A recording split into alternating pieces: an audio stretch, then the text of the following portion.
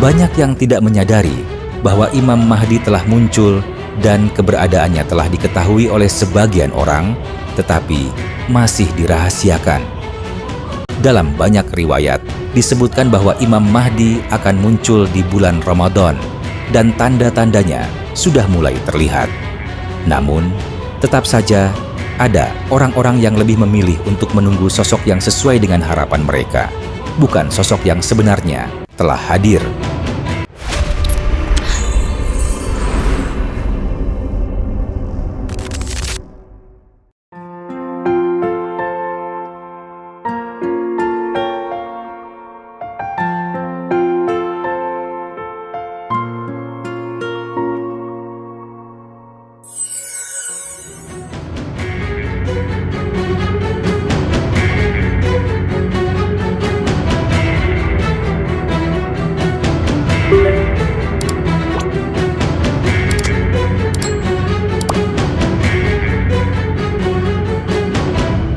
Assalamualaikum warahmatullahi wabarakatuh.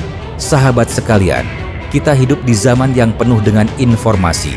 Tetapi ironisnya, justru di zaman ini banyak orang yang salah memahami ajaran agama. Salah satu topik yang sering disalahpahami adalah tentang kedatangan Imam Mahdi.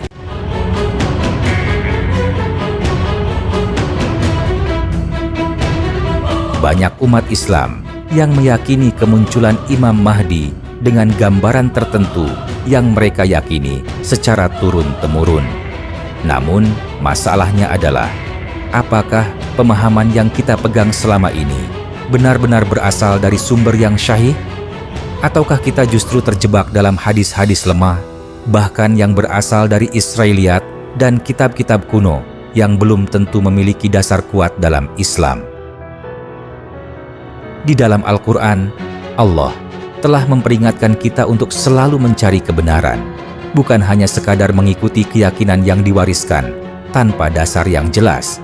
Bahkan, dalam surat At-Taubah ayat 107, Allah menegaskan bagaimana orang-orang munafik membangun sesuatu yang tampak religius, tetapi justru bertujuan untuk menyesatkan umat dan memecah belah mereka. Dan di antara orang-orang munafik itu, ada orang-orang yang mendirikan masjid untuk menimbulkan kemudaratan pada orang-orang mukmin, untuk kekafiran, dan untuk memecah belah antara orang-orang mukmin, serta menunggu kedatangan orang-orang yang telah memerangi Allah dan Rasul-Nya sejak dahulu.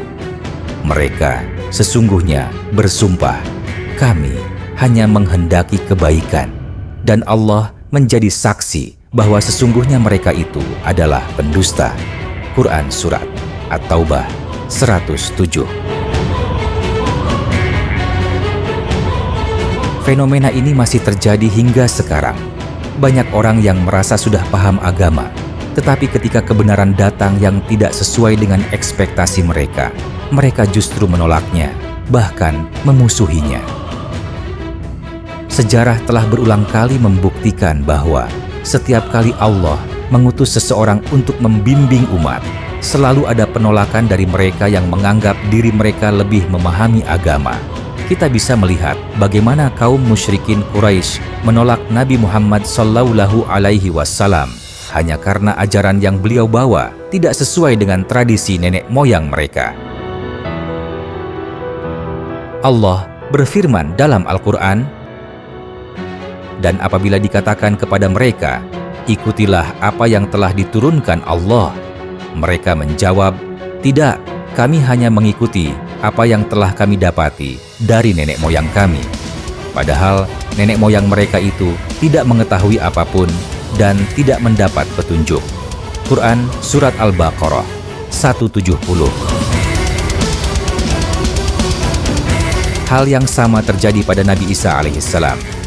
Kaum Bani Israel saat itu sudah memiliki gambaran tersendiri tentang utusan Allah.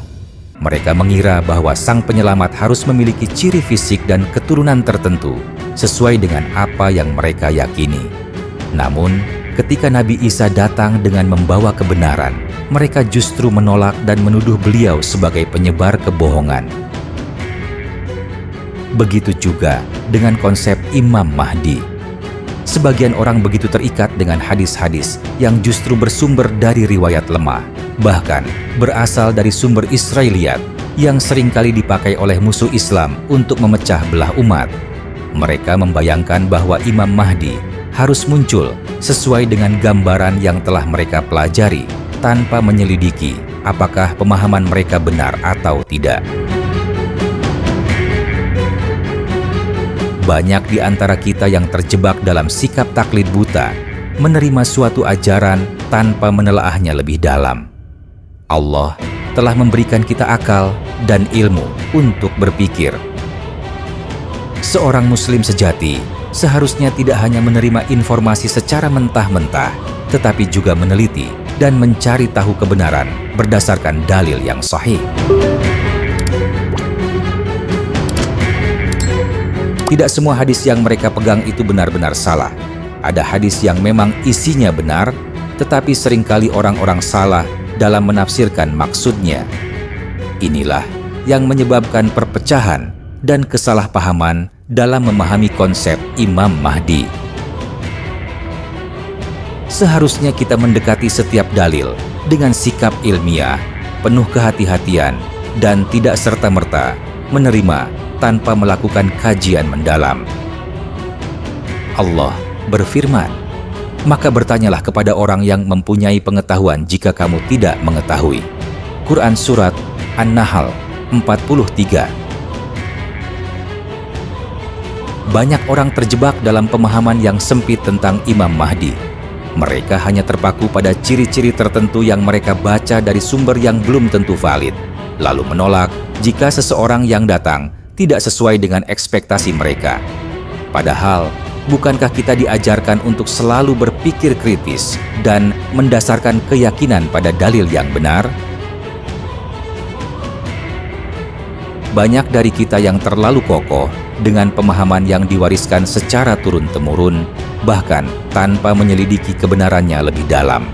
Banyak para ulama dan ahli ibadah yang mempelajari tentang sosok utusan Allah dari kitab-kitab lama, lalu meyakini bahwa jika Imam Mahdi datang, maka dia harus memiliki ciri-ciri yang sesuai dengan apa yang mereka pelajari. Namun, bagaimana jika kebenaran datang dalam wujud yang berbeda?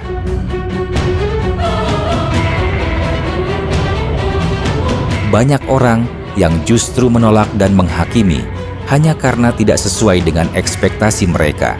Bahkan, ada yang dengan mudahnya menuduh, mencaci, dan mengucilkan. Mereka merasa lebih berilmu, lebih memahami agama, sehingga ketika ada seseorang yang datang tanpa menunjukkan kehebatan ilmu secara zahir, mereka meremehkannya. Allah telah mengingatkan, sesungguhnya syaitan itu memberikan janji-janji kepada mereka dan membangkitkan angan-angan kosong pada mereka. Padahal syaitan itu tidak menjanjikan kepada mereka selain tipuan belaka. Quran Surat An-Nisa 120.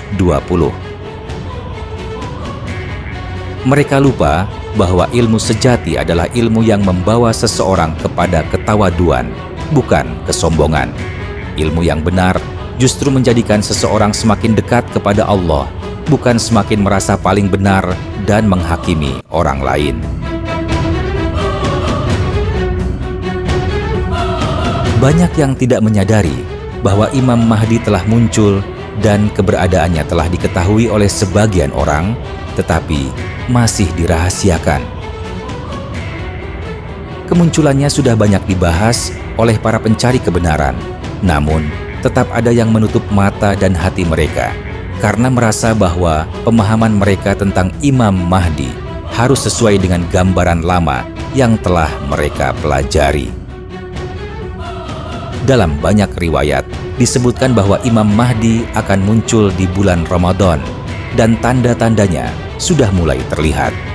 Namun, tetap saja ada orang-orang yang lebih memilih untuk menunggu sosok yang sesuai dengan harapan mereka, bukan sosok yang sebenarnya telah hadir. Inilah bentuk kesalahan dalam memahami agama, ketika seseorang lebih mementingkan tradisi dan kebiasaan daripada mencari kebenaran yang sesungguhnya. Allah berfirman, "Dan sesungguhnya kebanyakan dari mereka hanya mengikuti dugaan. Sesungguhnya dugaan itu tidak berfaedah sedikit pun terhadap kebenaran." Quran Surat Yunus ayat 36. Jika kita benar-benar beriman, seharusnya kita membuka hati dan pikiran kita, bukan malah sibuk mempertanyakan, mana dalilnya, mana hadisnya, tanpa benar-benar mencari pemahaman yang mendalam. Sebab, bisa jadi kita justru menolak kebenaran yang telah Allah hadirkan di hadapan kita. Sesungguhnya orang yang benar-benar beriman adalah mereka yang bersikap bijak, bukan mereka yang hanya mengikuti bisikan hati tanpa dasar ilmu.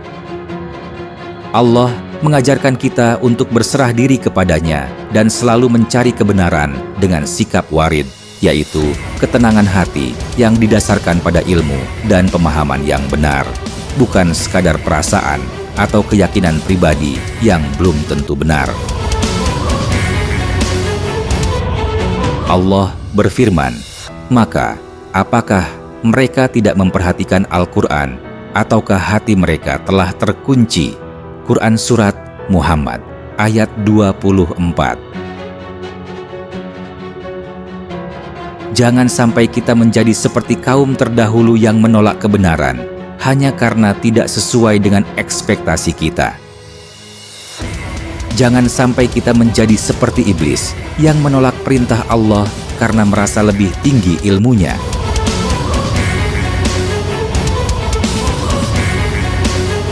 Semoga Allah membimbing kita semua dalam mencari kebenaran yang hakiki.